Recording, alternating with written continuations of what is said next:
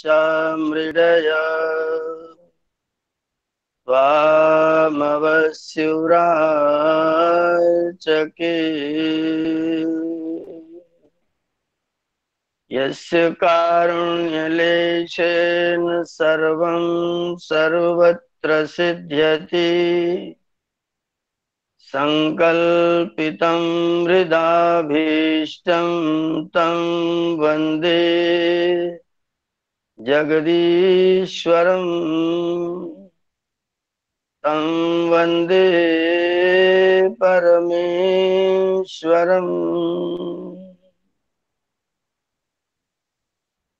इस सभा में जुड़े हुए आप सभी सज्जन वृंद, मातृशक्ति,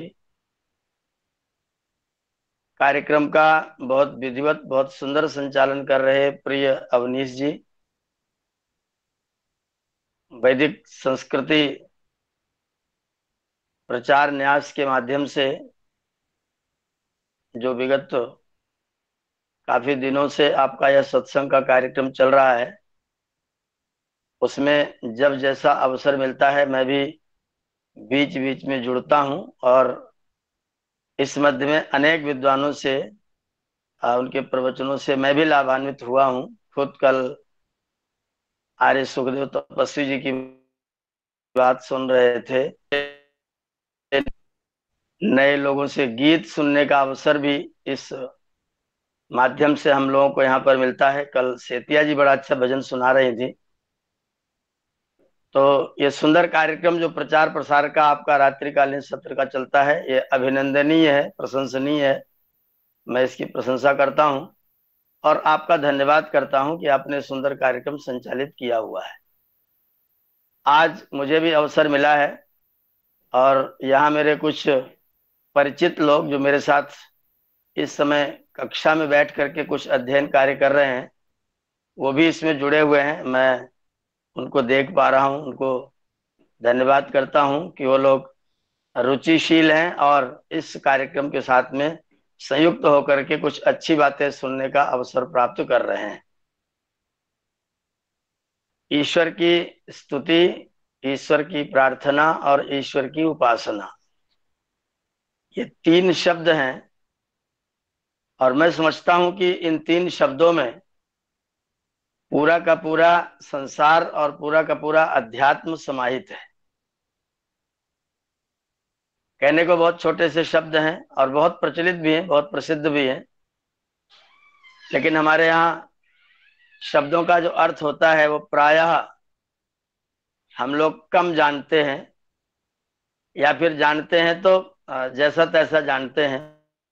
जैसे अगर किसी से पूछेंगे स्तुति, तो वो सोचेंगे किसी व्यक्ति का गुणगान करना।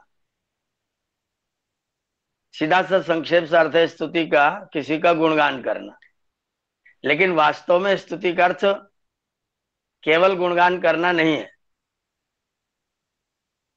स्तुति का अर्थ है जिस वस्तु के अंदर उसका जो गुण है, उसका जो कर्म है, उसका जो स्वभाव है, उसका अपनी वाणी से वर्णन करना। उसकी जो न्यूनता है उसको भी वाणी से वर्णन करना, वो भी स्तुति ही है। अगर हम करेले का स्वाद हमको कड़वा लगता है तो करेला कड़वा है, ये उसकी स्तुति है। उसमें हम कोई दोष नहीं देख रहे हैं। उसका यथार्थ में वर्णन करना स्तुति है। जो वस्तु जैसी है उसका यथार्थ में वर्णन करना स्तुति है। अब प्रश्न उठता है कि परमात्मा की स्तुति करें या ना करें, करनी चाहिए कि नहीं करनी चाहिए, और करनी चाहिए तो क्यों करनी चाहिए। परमात्मा की स्तुति करेंगे, उसका गुणानुवाद करेंगे तो परमात्मा प्रसन्न हो जाएगा। जैसे हम संसार के किसी व्यक्ति की प्रशंसा करते हैं तो व्यक्ति प्रसन्न हो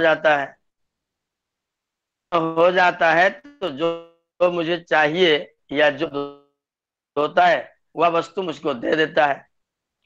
और प्रायः प्रायः नियम को तोड़ करके भी दे देता है। संसार के मनुष्यों में अगर हम उसकी प्रशंसा करेंगे, उसका गुणगान गाएंगे, तो वो बाकी लोगों को पीछे छोड़ करके आपको बीच में से निकाल करके आपको कुछ विशेष सहयोग प्रदान कर देगा। स्तुति करने से व्यक्ति इतना प्रसन्न हो जाता है कि वो आपके लिए कर देगा। लेकिन क्या परमात्मा भी स्तुति करने के बाद ऐसा कुछ करेंगे नियम से हट करके आपके लिए, हमारे लिए? ये प्रश्न है। परमात्मा के गुणों का वर्णन करना, उसकी स्तुति करना, उसके कर्मों का वर्णन करना, उसके स्वभावों का वर्णन करना, वो सच्चिदानंद स्वरूप है, निराकार है, सर्वशक्तिमान है, न्यायकारी है, दयालु है, ये सब उसकी स्तुतियां हैं। हम लोग ईश्वर स्तुति प्रार्थनोपासना के मंत्रों का पाठ प्रतिदिन यज्ञ के समय करते हैं। तो वहां विश्वान देव सवितर दुरितानि परासुव, यहाँ देव और सविता, ये ये दोनों शब्द परमात्मा की स्तुतियां हैं।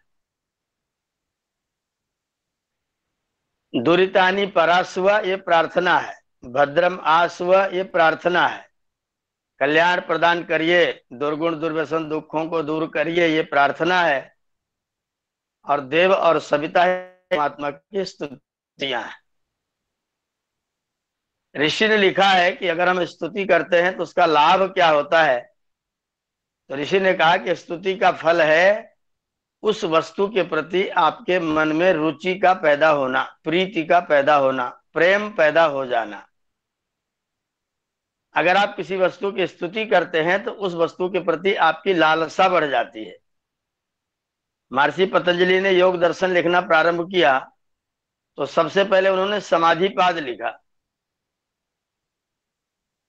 एक सज्जन मुझे बोले कि समाधिपाद पहले न लेकर के पहले साधन लिखना चाहिए था, उसके बाद समाधि होती है। बिना साधन के समाधि कैसे होगी? मैंने उनसे कहा लेकिन जिसको समाधि को प्राप्त करने की इच्छा ही ना होगी वो साधन ही क्यों करेगा? अगर किसी को समाधि को पाने की इच्छा ही ना हो तो साधन ही क्यों करे? मैं पहले उस वस्तु को ऐसा बताऊं कि ये वस्तु अगर तुम प्राप्त करोगे तो बहुत बहुत बहुत लाभ होगा, तब व्यक्ति मुझसे पूछेगा कि बताइए फिर ये मिलेगी कैसे, तब उसका साधन बताया जाए। तो पहले महर्षि पतंजलि ने समाधि की स्तुति की। स्तुति की योग का अनुशासन करेंगे। क्या है योग? चित्त वृत्तियों का निरोध। क्या फायदा होगा? दृष्टु स्वरूपे अवस्थानम। अगर नहीं करूंगा तो क्या होगा? वृत्ति सारूप मित्रत्र। नहीं करोगे तो जैसी वृत्तियां होगी वैसे रहोगे। अगर परमात्मा के साथ अपना योग स्वरूप अवस्थानम होगा, ये लाभ होगा, इसलिए करो। तो पहले जब हम स्तुति करते हैं तो उस वस्तु के प्रति हमारी प्रीति बढ़ती है। आप तुलना करें, आप चिंतन करें, आप मनन करें, हमारी प्रीति किसके प्रति है? प्रायः संसार के लोगों की प्रीति किसके प्रति है? जो लोग परमात्मा का दर्शन करने के लिए मंदिरों में जाते हैं, वो मंदिरों में जाकर के क्या मांगते हैं? हे प्रभु तुम मुझे मिल जाओ। ऐसी प्रार्थना करता मैंने अभी तक किसी व्यक्ति को नहीं सुना। वो व्यक्ति वहां जाता है और कहता है कि मेरे बेटे की नौकरी लगवानी, वो लगवा दीजिए, मेरी बेटी का विवाह करवा दीजिए, धन संपत्ति से हमको भर दीजिए। जय जगदीश हरे स्वामी, जय जगदीश हरे। जो तुमको ध्यावे वो सारा फल पावे। तो परमात्मा को पावे ऐसा नहीं है, वो दूसरे दूसरे फल पावे। परमात्मा के पास जाकर के भी परमात्मा को नहीं पाना है, परमात्मा को प्राप्त करके भी संसार की वस्तुएं ही पानी है। तो आपकी प्रीति किनके प्रति है? संसार के वस्तुओं के प्रति कि परमात्मा के प्रति? प्रायः हमारी प्रीति सांसारिक वस्तुओं के प्रति होती, वास्तव में परमात्मा के प्रति हमारी प्रीति नहीं होती है। कृष्ण के पास अर्जुन और दुर्योधन दोनों व्यक्ति गए के लिए, और दोनों को भगवान कृष्ण ने कहा कि तुम मांग सकते हो, जो जिसको चाहिए ले सकते हो। दुर्योधन को पहले मांगने का अवसर मिल गया तर्क वितर्क के बाद। तो दुर्योधन ने क्या मांगा था? नारायण नहीं चाहिए, नारायणी सेना चाहिए। भगवान नहीं चाहिए, भगवान की संपदा चाहिए, भगवान की संपत्ति चाहिए। इसका मतलब हमारी प्रीति ईश्वर से नहीं है। स्तुति करने का मतलब है कि बस तुम मुझे मिलो, उसके बाद बाकी चीजें छोड़ो। एक कवि बहुत अच्छी बात कहते हैं, आओ आओ दोनों मिलके सारा जहान बांट लें। आओ दोनों मिलके सारा जहान बांट लें, तू सारा ले ले मैं तुझे ले लूं। आओ दोनों मिलके सारा जहान बांट लें, तू सारा ले ले और मैं तुझे ले लूं। अगर तू मुझे मिल जाए तो जो तेरे पास हो तो सब मेरे पास में आ गए।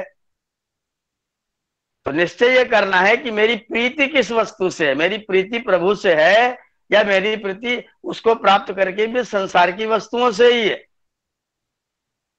हम जब स्तुति करते हैं तो हमको परमात्मा के प्रति प्रीति पैदा होती है, उसके प्रति हमारा लगाव पैदा होता है, हम उसको प्राप्त करना चाहते हैं।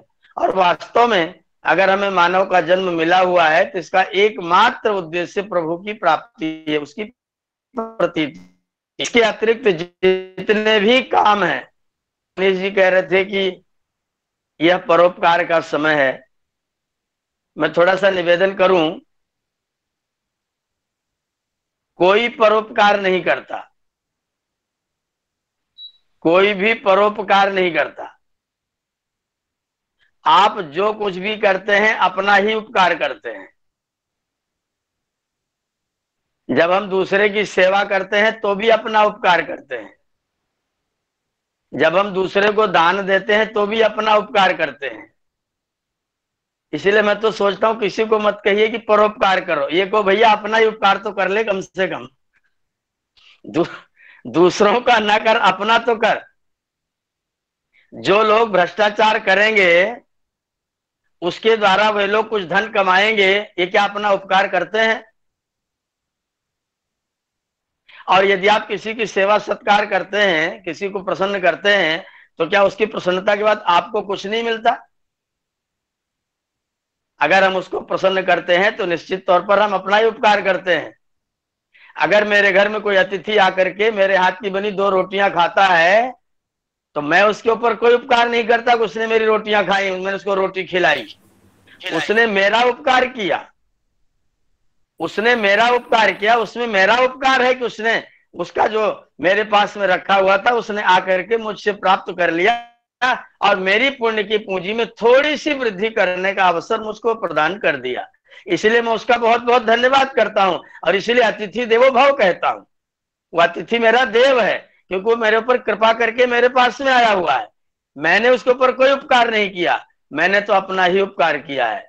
इसलिए कोई परोपकार नहीं भैया, अपना अपना उपकार कर लीजिए और अपना कर लेंगे तो सबका हो जाएगा। अगर आप सोचते हैं मैं भ्रम करके छल करके पैसा कमा लूंगा तो आप अपना उपकार नहीं करते हैं, आप अपना बहुत बड़ा नुकसान करते हैं और उस नुकसान की भरपाई हम जैसे आज प्राप्त कर रहे हैं वैसे ही प्राप्त करते हैं। ये अपना उपकार न करने के कारण ही सारी की सारी विपत्तियां हैं। जिस दिन हम अपना उपकार अगर कहें दूसरा उपकार को सोचेगा दूसरे का मैं क्यों करूं, उससे अच्छा ये कहे तू अपना तो कर ले कम से कम। व्यायाम करके अपने शरीर को स्वस्थ बना, अच्छा भोजन करके अपने शरीर को स्वस्थ बना, दान करके अपने धन को पवित्र कर, सत्संग करके विद्या दान करके अपने मोक्ष के रास्ते को समृद्ध कर। तू प्रभु के रास्ते पर चल, तू अपना उपकार कर बस। तो जब हम अपना उपकार समझने लग जाएंगे तो दुनिया में कुछ भी पर है ही नहीं, सब कुछ स्व है। परमात्मा अपना और बाकी सब ब्रह्मांड परमात्मा का, तो फिर पर कहां हुआ? सबका सब स्व है। इसलिए स्वोपकार करें, बहुत अच्छा रहेगा। परमात्मा की स्तुति करेंगे तो उसके गुणों का पता चलेगा कि वो मेरा है और मैं उसका हूं। जैसे मैं उसका हूं वैसे सब उसके हैं। इसलिए पशु पक्षी प्राणी जो कुछ है सब उसके हैं और उन सब का ध्यान रखना अपना ही उपकार करने के लिए है। जिस दिन आप अपना उपकार करना प्रारंभ कर देंगे उस दिन संसार का सदुपयोग करना बिल्कुल ठीक से प्रारंभ कर देंगे। और जब तक आप संसार का दुरुपयोग करते हैं तब तक आप अपना उपकार कदापि नहीं कर रहे हैं, अपना नुकसान कर रहे हैं। और बहुत भयंकर नुकसान आज हम लोग झेल रहे हैं, देख रहे हैं, सुन रहे हैं, विचार कर रहे हैं।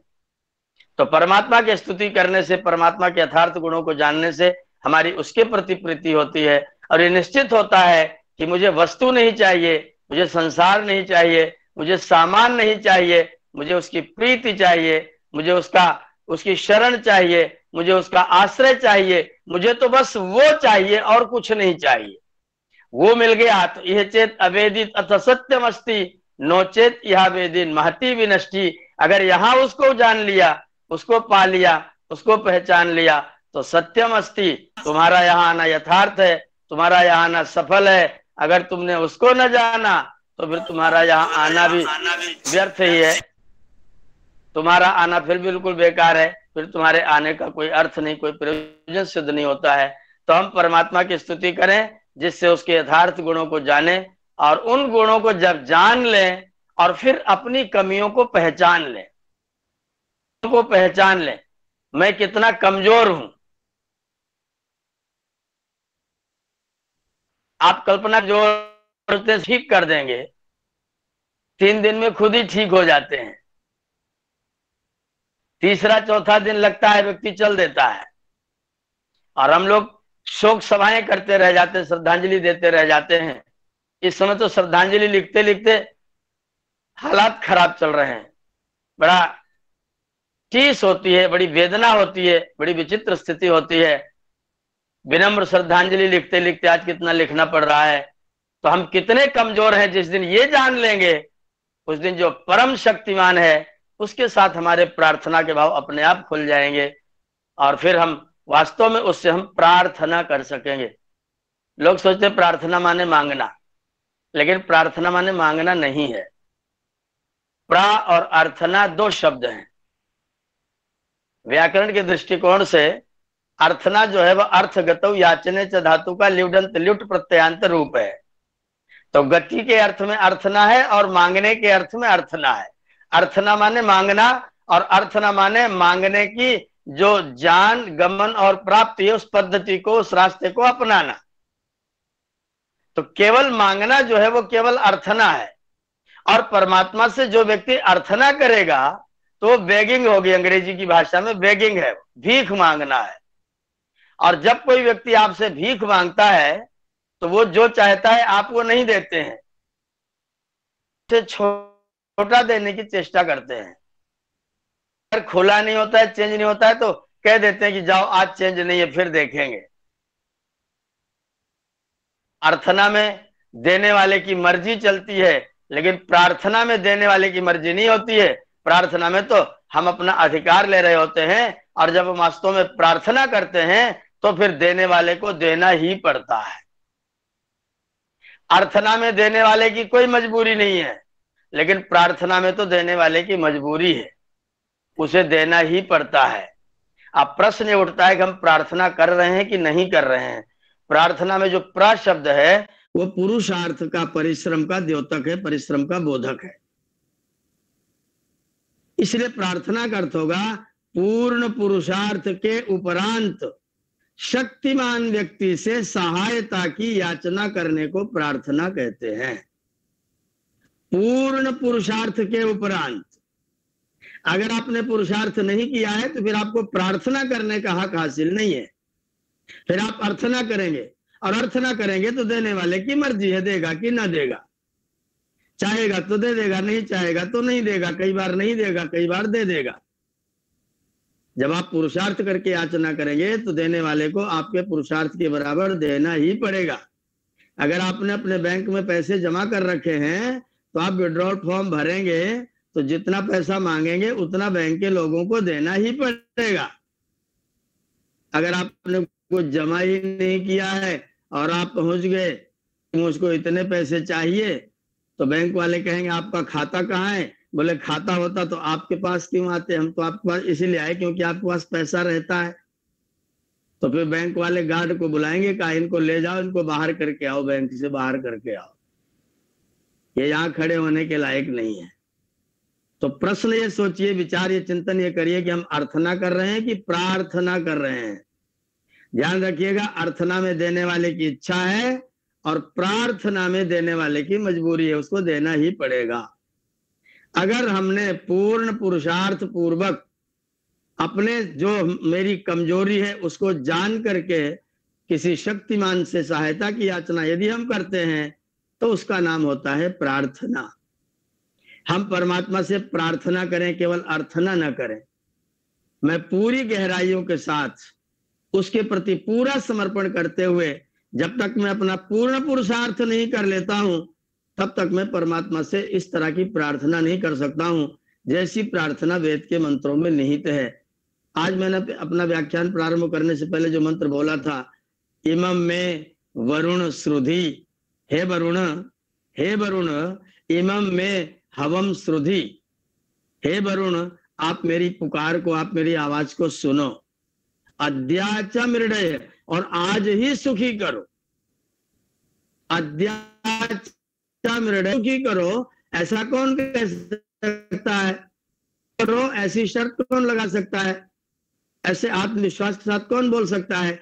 जिसने पूर्ण पुरुषार्थ कर लिया है और उसके बाद वो सहायता करने की याचना करने के लिए गया हुआ है। अगर हमने पुरुषार्थ नहीं किया हुआ है, परिश्रम नहीं किया हुआ है और हम केवल अर्थनाएं कर रहे हैं तो फिर अर्थनाएं व्यर्थ होती हैं। प्रार्थनाएं कभी भी व्यर्थ नहीं हुआ करती हैं। अगर वो प्रार्थना बन गई तो फिर व्यर्थ नहीं हो सकती है।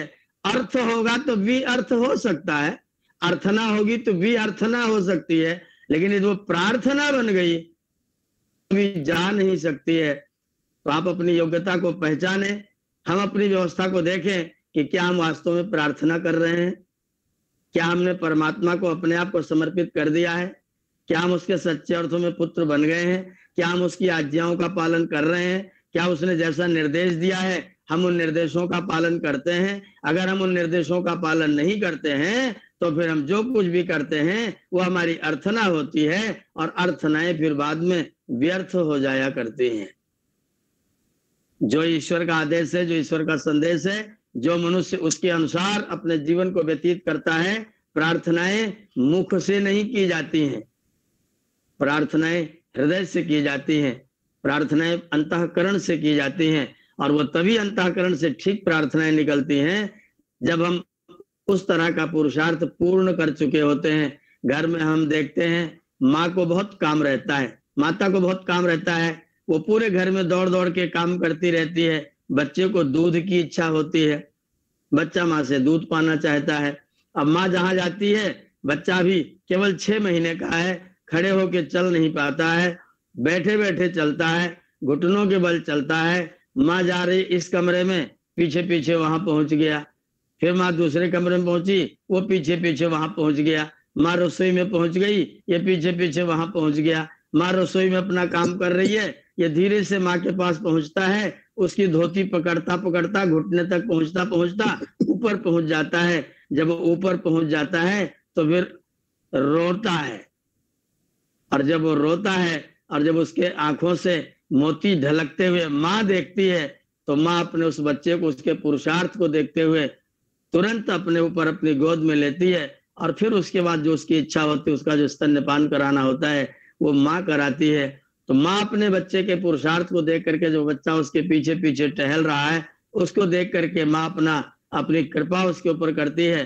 तो मेरी जो माँ है, मेरा जो पिता है, मेरा जो प्रभु है, जिसने मेरे इन शरीरों के साथ मेरा संयोजन किया हुआ है और जिसने अपने वेद ज्ञान से हम लोगों को संपृक्त किया हुआ है, ऐसी जो मेरी माँ है, ऐसा जो मेरा पिता है, उसके साथ जब मैं अपना पूर्ण पुरुषार्थ कर लेता हूं तो पूर्ण पुरुषार्थ के उपरांत जब मैं उससे सहायता की याचना करता हूं, परमात्मा हमें सहायता अवश्य प्रदान करता है। पूर्ण पुरुषार्थ के उपरांत ये भी ध्यान रखने की चीज है कि हम जो कार्य करते हैं उन कार्यों का एक फल होता है, एक प्रभाव होता है, एक परिणाम होता है। कई बार दूसरों के कर्मों के परिणाम से भी हमको सुख या दुख होता है, तो इसलिए हमें अपना भी काम ठीक करना है, अपने को भी पुरुषार्थ को पूर्ण करना है और दूसरे लोगों को पुरुषार्थ के लिए प्रेरित भी करना है। अगर वे लोग गलत कार्य करते रहे तो उनके गलत कार्यों के प्रभाव से, उन गलत कार्यों के परिणाम से भी आपको दुख उठाना पड़ेगा। इसलिए आप अपना अच्छा कार्य करते हुए अपने लिए अगर केवल जिएंगे तो फिर स्वस्ति नहीं होगा। भगवान ने संदेश दिया, स्वस्ति तुम्हारा कल्याण है, पंथाम अनुचरेम, रास्ते पर चलो। रास्ता क्या है? सूर्या चंद्रमसौ इव, जैसे सूर्य और चंद्रमा चलते हैं वैसे चलो, और जब तुम चलने लग जाओ तो अकेले न रहना। पुनः ददता अघ्नता जानता संगे में मही, फिर जो लोग ज्ञानी हैं, फिर जो लोग मानी हैं, फिर जो लोग दानी हैं, उनके साथ में संगम भी करना, उनके साथ में संगति भी करना, उनके साथ में अपने आप को जोड़ना भी। अगर आप अकेले अकेले रह गए तो दूसरों के कर्मों के प्रभाव से, दूसरों के कर्मों के परिणाम स्वरूप आपको दुख उठाना पड़ सकता है। इसलिए अपना भी बनाइए, करते रहिए। जैसे हमारी संस्कृति, जो वैदिक संस्कृति प्रचार न्यास के लोग हैं, जिस तरह कार्य कर रहे हैं, खुद तो सत्संग स्वाध्याय में जुड़ते ही है, दूसरे अनेक लोगों को स्वाध्याय सत्संग कराने का अवसर प्रदान करते हैं। तो अपने लिए ही नहीं करना है, सबके लिए करना है। सर्वे भवन्तु सुखिनः की भावना करनी है। अगर मैं सबके लिए करूंगा तो निश्चित तौर पर जो मेरी प्रार्थनाएं होंगी वो मेरी प्रार्थनाएं सफल होंगी।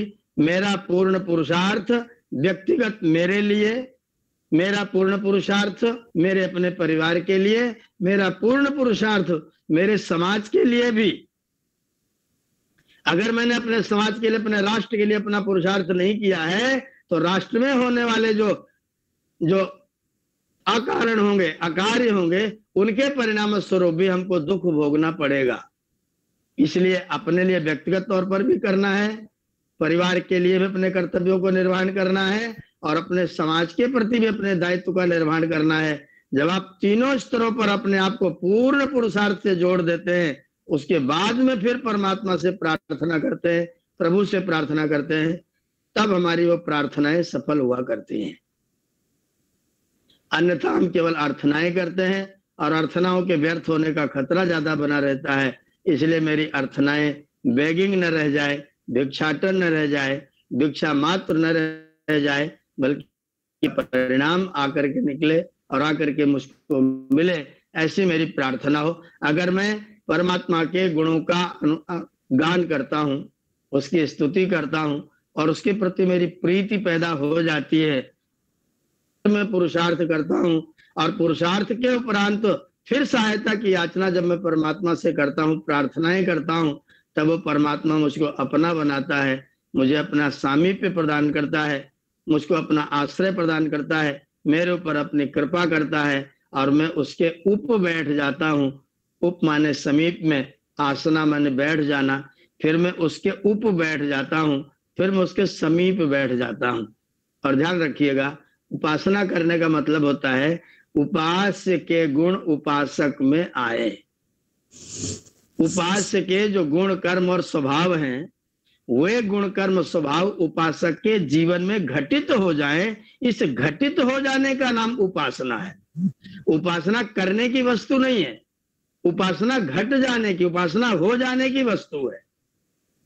जैसे कोई व्यक्ति जानता है कि अमुक वाला स्विच दबाने से बल्ब जलता है, वो जानता है, बैठ करके जान रहा है कि बल्ब इस वाले बटन को दबाएंगे तो बल्ब जलेगा। तब तक बल्ब नहीं जलेगा जब तक वो वहां तक जा करके उस स्विच को दबाएगा नहीं। वो जानता है, फिर बाद में ज्ञान के अनुसार जाकर के कर्म करता, तो ज्ञान पूर्वक कर्म कर देता, करना पड़ता है।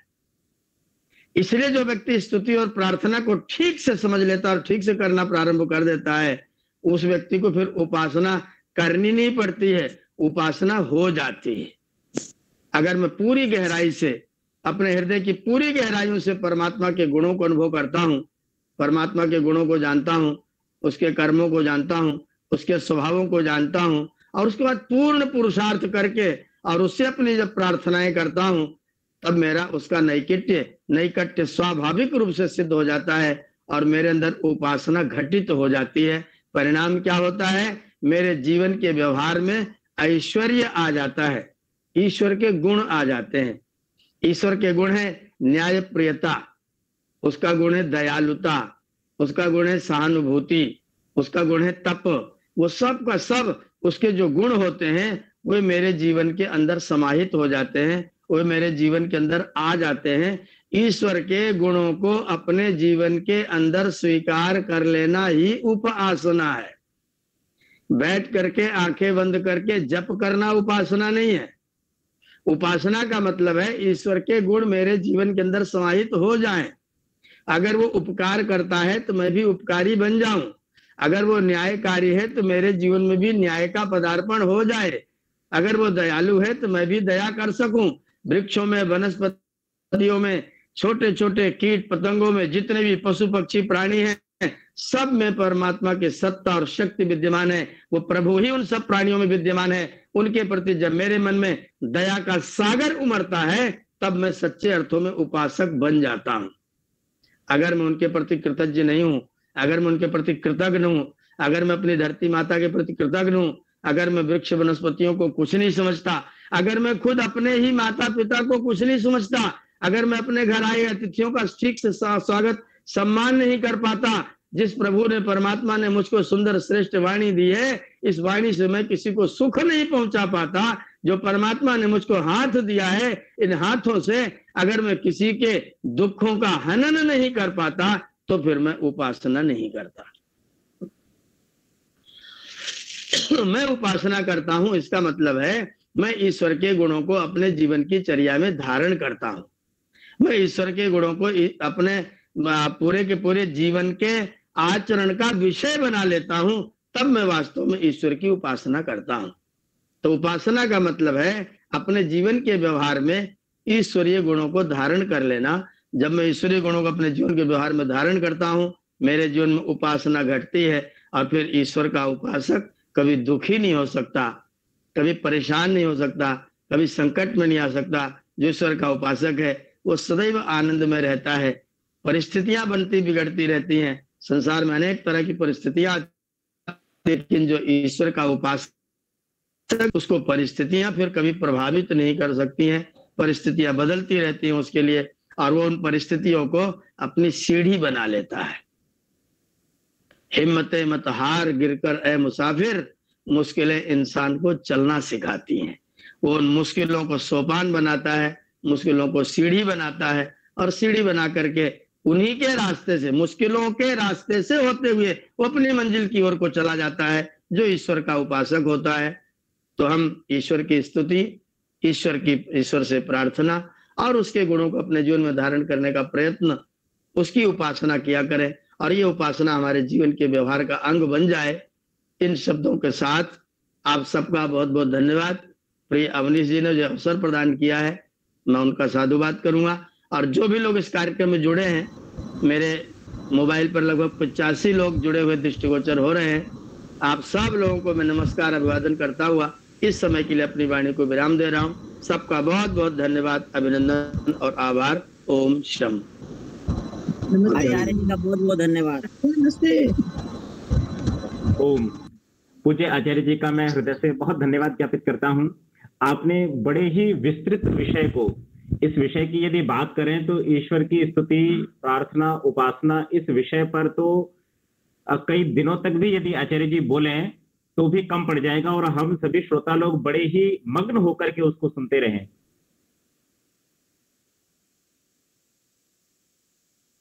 उदाहरणों के साथ में आपने बहुत ही सुंदर व्याख्या के साथ में इन तीनों शब्दों का जो अर्थ बताया वो तो सभी को ग्राह्य है ही, लेकिन इसके अतिरिक्त आपने बताया कि परोपकार की जो आपने परिभाषा की वो बहुत ही सुंदर। तो मैं आचार्य जी का बड़ा हृदय से धन्यवाद ज्ञापित करता हूं। वास्तव में ये परोपकार भी अवसर दूसरों का उपकार करने के लिए नहीं है। यदि हम कुछ ना कुछ कर रहे हैं तो अपने ही कर्माशय में अपने ही पुण्य को बढ़ाने का प्रयत्न कर रहे हैं। तो इसलिए आचार्य जी ने बिल्कुल बहुत अच्छी बात बताई, और यहाँ पर मुझे भी सुधार करने का अवसर दिया है, तो बड़ी अच्छी बात। नहीं, बहुत बढ़िया। देखिए, एक दूसरे को सुनते हैं तो उसमें बड़ा एक अच्छा ही आनंद होता है, और ये बात तो मैं कई बार देखता, सोचता और समझता भी हूँ कि अच्छा जो वक्ता है वो कभी ना कभी अच्छा श्रोता होता है, तभी अच्छा वक्ता बन पाता है। तो हम तो आचार्य जी के सानिध्य में रह करके कुछ ना कुछ नया सीखने का प्रयास कर रहे हैं, और यहाँ पर जुड़े हुए सभी श्रोता भी कुछ ऐसा ही है कि उनको भी आपके इस व्याख्यान से मैं समझता हूं कि अवश्य ही बहुत अधिक धर्म लाभ प्राप्त हुआ है। और इस प्रकार की जो सुंदर व्याख्या है वो आज के समसामयिक समय में भी बहुत महत्वपूर्ण है, क्योंकि मनुष्य का जो स्वभाव होता है उसमें निरंतरता बनाए रखने के लिए जैसे एक कार चलती है तो बिना एक्सीलेटर के जब तक आप रेस जो है वो धीरे धीरे देते नहीं रहेंगे तो आपकी गति जो है वो कहीं ना कहीं जाकर के मंद पड़ जाएगी और आप अपनी मंजिल तक शायद न पहुंच पाएंगे। तो आध्यात्मिकता का डोज है, फीवर की चल रही है डोज, सभी को उसकी बड़ी आवश्यकता है जो कोरोना से ग्रसित हो जाते हैं। तो वैसे ही जितने भी आध्यात्मिक पुरुष हैं, सात्विक लोग हैं, और उन लोगों को भी समय समय पर अपने चाहे स्वाध्याय से चाहे सत्संग से आप्त पुरुषों के मार्गदर्शन से उनके चर्या से सीखने के लिए मिलता है। तो वो जो एक्सीलेटर है वो अवश्य ही हमारा सभी का जो है थोड़ा थोड़ा दबते रहना चाहिए, ताकि हमारी निरंतर गति जो है वो हमारे कल्याण के मार्ग पर हमें प्रशस्त करती रहे, चलाती रहे। तो मैं आचार्य जी का बड़ा हृदय से धन्यवाद ज्ञापित करता हूं। और अब मैं कार्यक्रम जब बीच में आचार्य जी का प्रारंभ कर रहे थे तो बड़ी ही हमारी वयोवृद्ध बहुत सीनियर और माता जी राजकुमारी लूथरा जी हमसे जुड़ी हुई हैं, तो शायद मैं समझता हूँ कि आप जी जरूर आप अपने उद्गार 2 शब्द जरूर प्रकट करें। उसके पश्चात फिर हम शांति पाठ करेंगे, कुछ सूचनाएं दे देंगे। हाँ जी, मैंने मेरे मुंह से नमस्ते करनी है, पांडे जी से मिलना है मुझे। हमने बड़ा लंबा समय इकट्ठा गुजारा हुआ बेटे हमने। नमस्ते पंडित जी। आप कैसी माता जी? मैं ठीक हूँ, आप कैसे हैं? सब बताइए, सब घर पे कैसे हैं? एकदम सब खूब आनंद में है, खूब आनंद में ठीक है। बच्चे ठीक है सब? जी जी जी, सब खूब आनंद में है। क्या आपका वो फीस पूरा अच्छा भाव है। मैं आपका नाम पढ़ के मैंने फटाफट जल्दी एकदम देखा, मैंने मैं पहले देखूं तो हमने मीश बेटे हमने बहुत लंबा समय गुजारा हुआ है इकट्ठे। टंकारा में हम लोग सी का बड़ा सानिध्य प्राप्त होता था। जी माता जी, मैं समझ सकता हूँ बहुत इस समय पर। जैसे इस एक मीटिंग का ये भी एक लाभ है कि कई सारे हमारे ऐसे लोग भी होते हैं जिनका हमने सिर्फ नाम ही सुना हो, या हम जिनसे कभी बहुत पहले मिले हों और फिर उसके बाद में उनसे मिलना न हुआ हो, तो इस मीटिंग के माध्यम से हम ऐसे लोगों से भी मिल लेते हैं। तो ये भी बड़ी एक अच्छी बात है। मैं भी कहना चाहूंगी आचार्य जी के लिए। जी माता जी, आचार्य जी को सादर नमस्ते, प्रणाम। ऐसा है आचार्य जी, कुछ मेरा तो परिचय तब हुआ था आपसे जब हमने एक बार संध्या में घन पाठ और जो जितने अलग अलग पाठ हैं वो करने के लिए कोई विद्वान ढूंढ रहे थे, और विद्वान ढूंढते रहे, कोई नहीं मिला तो जितेंद्र जी को पकड़ा। जितेंद्र जी ने आपका नाम बताया ढूंढ के। तो ये बहुत गलत कह रही है, बहुत ही है। आप गलत कह रही हैं, वो नाम मैंने बताया था आपको। आपने बताया था? अच्छा, आपने ही बताया था। जी हाँ, मैंने ही आचार्य जी का नाम सुझाया था कि वो उनसे आप सारे पाठ जो है शास्त्रीय विधि उनसे सीखिए। सारे पाठ। तो ये हमारे लिए बहुत गर्व का विषय है कि कोई एक ऐसा विद्वान जो है, और ये परंपरा का नाश नहीं होना चाहिए। तो मैंने पहले भी लिख के भेजा था आपके लिए कि आप ऐसी कक्षा लगाइए जिसमें हम सब इसमें प्रवीण हो जाए, कुछ जितनी भी योग्यता है उसके अनुसार आपसे ये विद्या ग्रहण कर लें, ताकि ये विद्या लुप्त ना हो, आगे पीढ़ी दर पीढ़ी चलती जाए। और आपका बहुत बहुत धन्यवाद, बहुत सुरल संवाद। बहुत दोनों माताओं को मैं बड़ा ही श्रद्धा पूर्वक नमन करता हूँ। जी माता जी, कहना चाहती हैं? कक्षा चल रही है आचार्य जी की, हम उसमें विद्यार्थी हैं, और जो उपासना के, अपनी स्तुति के और यज्ञ हवन के जितने भी मंत्र हैं उनकी ऐसी व्याख्या संस्कृत की करके सिखाई जा रही है हमें कि अब पता लगा है कि सही मायनों में हम भी पंडे पुराणों की तरह से तोता रटंत ही कर रहे थे केवल। अब सही मायनों में ध्यान लगना शुरू हो गया कि ये है सच्ची उपासना, ये है सच्ची भक्ति। अब हमारे आचार्य जी ने उसका परिचय करवाया हमें, वरना मंत्र रट लेना ही, बोल देना ही काफी नहीं था। अब एहसास हुआ है जब उसका अर्थ सहित सब लोग उच्चारण करने लगे हैं, और इतनी सुंदर व्याख्या और कोई नहीं कर पाता जो हम आचार्य जी से सीख रहे हैं। एक बहुत पूरी लंबी बात चलती है, बाकी किसी समय पे आप बता देंगे। चलिए, बहुत बढ़िया, बहुत अच्छी बात है। ये अपना चिंतन है, चिंतन की नवीनता है सबकी अपनी अपनी, चिंतन सबका अपना अपना है, और अपने चिंतन से बहुत अच्छी प्रस्तुति। मैं सभी से निवेदन करूंगा कि अब अपनी वाणी को विराम देवें। कार्यक्रम का समय भी पूरा हो गया है, और मैं पुनः यहाँ पर जुड़े सभी श्रोता महानुभावों का बड़ा हृदय से धन्यवाद ज्ञापित करता हूँ। कार्यक्रम प्रारंभ करने के लिए उषा शेठी माता जी ने बड़ा ही सुंदर ओम का भजन, ईश्वर भक्ति का भजन प्रस्तुत किया, उनका भी हृदय से बड़ा आभार और धन्यवाद। उसके बाद बीना यति माता जी हमारे साथ में जुड़ी, उन्होंने ईश भक्ति और ऋषि भक्ति के 2 बड़े ही सुंदर और मधुर भजन उन्होंने प्रस्तुत किए, धन्यवाद ज्ञापित करता हूं। और पूज्य आचार्य जी के लिए तो मैं क्या बताऊं, बहुत ही उनको श्रद्धा के साथ में नमन करता हूं, हार्दिक आभार और धन्यवाद आपका ज्ञापित करता हूं। जैसा कि आप बता भी रहे थे कि संख्या इस कार्यक्रम में आज लगभग 88 तक भी पहुंची, और कुछ लोग जुड़ते हैं छोड़ देते हैं, वो एक अलग बात है। उन सबको यदि जोड़ेंगे तो हम आज भी शतक से ऊपर ही थे। तो बहुत बहुत धन्यवाद। आचार्य जी ने अपने ज्ञान से, स्वाध्याय से, गहन चिंतन और मनन से जो मूल्यवान मोती हमें यहाँ प्रस्तुत किए हैं, उन सभी से हम बहुत लाभान्वित हुए। आपका बड़ा हृदय से धन्यवाद ज्ञापित करता हूँ। प्रत्येक रविवार और शनिवार को ये वैदिक संस्कृति प्रचार संघ की ऑनलाइन मीटिंग इसी प्रकार से होती है, और बहुत जल्द हम इसका जो है 1 वर्ष भी पूरा कर लेंगे। हमने जुलाई के प्रथम सप्ताह में इसको प्रारंभ किया था, और अभी इसको निरंतर चलाने का हमारा पूरा विचार है, और इसी प्रकार से हमें विद्वानों का भी सहयोग मिलता रहता है। तो इसके लिए भी मैं बड़ा ही सभी का हृदय से आभार और धन्यवाद ज्ञापित करता हूँ। एक बात और जो आचार्य जी ने बड़ी सुंदर कही, वो ये कि देखिए आचार्य जी इतने विद्वान हैं, लेकिन उनकी विनम्रता अपनी कितनी पराकाष्ठा पर है कि वो श्रोता के रूप में भी हमारे इस कार्यक्रम से जब भी समय होता है तो अवश्य ही जुड़ते हैं। मैंने कई बार उनको देखा है। तो ये बात भी हम सभी को सीखनी चाहिए कि हम सिर्फ ये ना सोचें कि भाई मैं तो विद्वान हूं, मैं बोलता हूं, तो मैं किसी को मुझे सुनने की आवश्यकता नहीं है। कौन व्यक्ति कहाँ से कितना क्या सीख ले, या उसको कहाँ से क्या ज्ञान प्राप्त हो जाए, कहा नहीं जा सकता।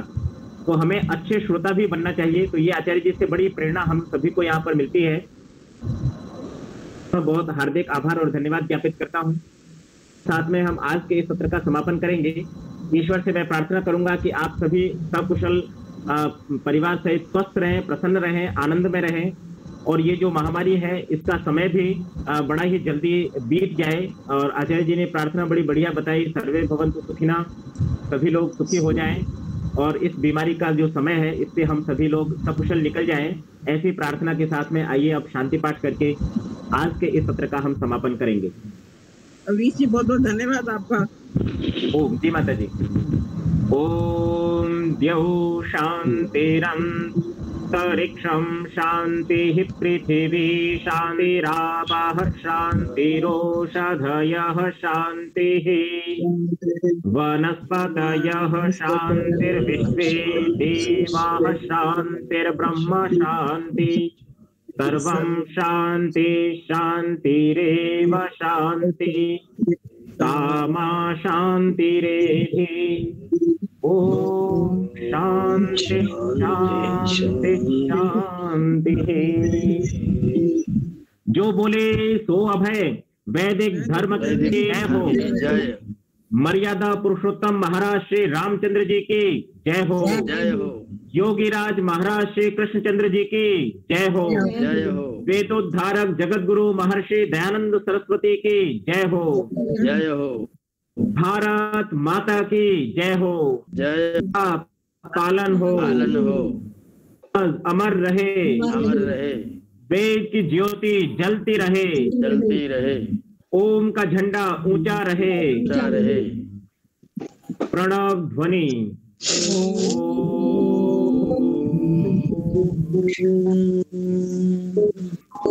वैदिक अभिवादन। सर्वेभ्यो नमः। सभी को सादर नमस्ते जी।